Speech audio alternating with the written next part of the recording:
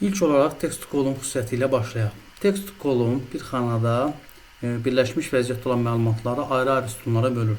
Bu alət xüsusilə o vaxt lazım olur ki, data struktur baxımından səhv saxlanılıb. Yəni bir-birindən ayrı saxlanılmalı olan məlumatlar bir yerdə yığılıb. Deyək ki, bizim faylımızda, worksheetimizdə product, customer, sales və s.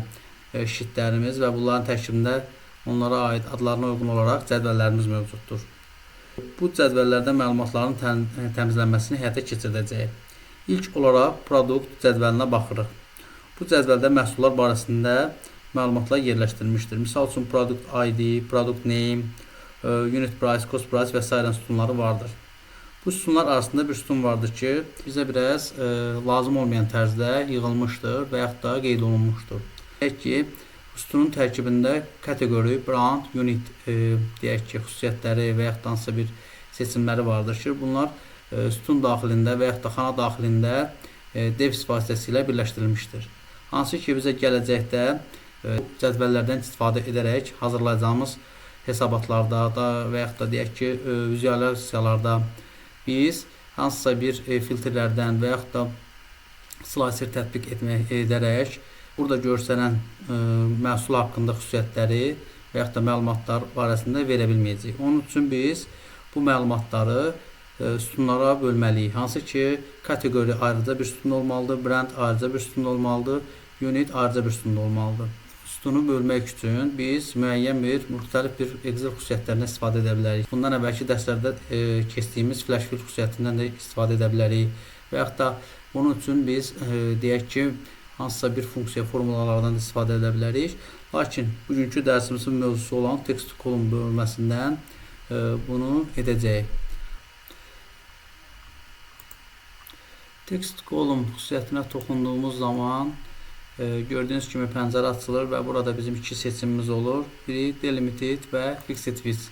Delimited odur ki, biz bölgünü hər hansı bir simvol vasitəsilə edirik. Misal üçün bizim cədvəldə məlumatlarımız devs ilə ayrılmışdır.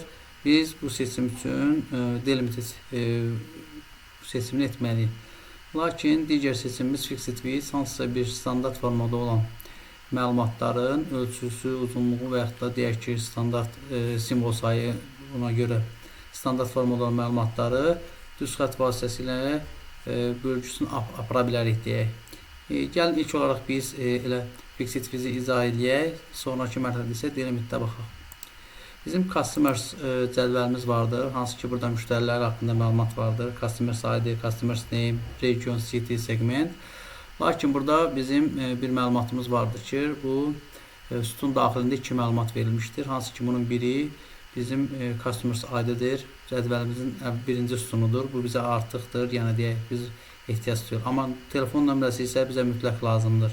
Yəni biz bu sütununda deyək ki, telefon nömrəsini ayırt edib götürməliyik və customers ID-ni silməliyik, təkrarlanmaması üçün silməliyik.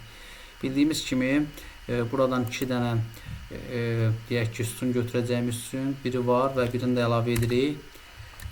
Seçdik, götürdük. İndi isə sütunumuzu seçirik. Text to column width.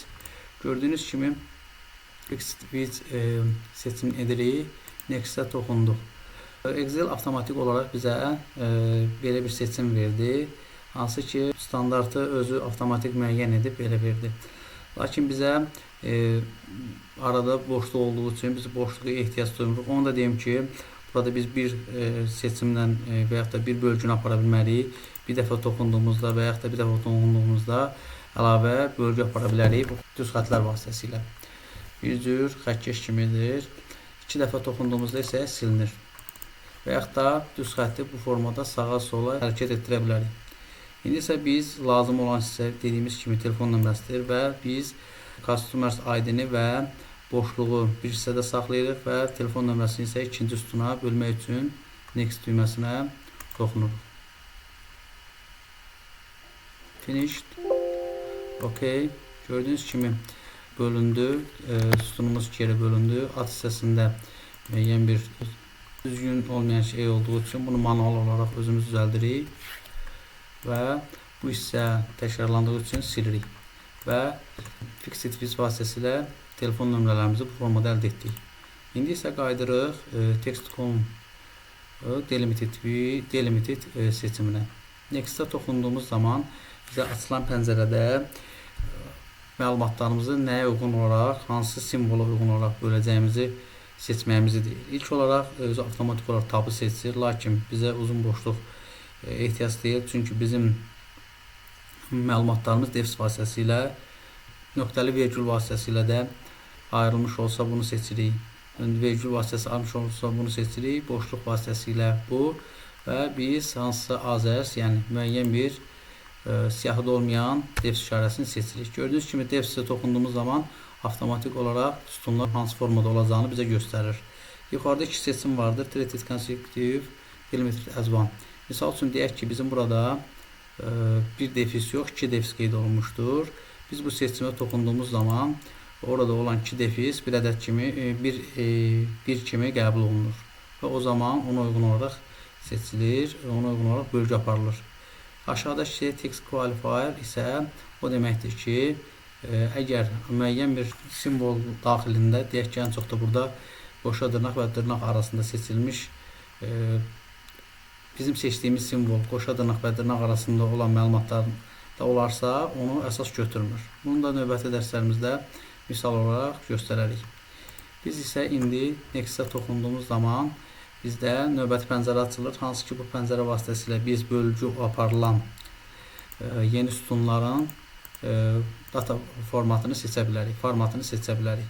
Məsəl üçün tekstimi, adi, ümumi, generalımı və yaxud da tariximi və s.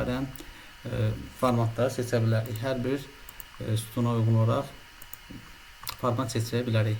Və sonda finishə toxunduğumuz halda gördüyünüz kimi hər bir xüsusiyyət, məhsulun xüsusiyyəti və yaxud da məhsul olan məlumat özünə uyğun olan sütunda yerləşdirilmiş oldu.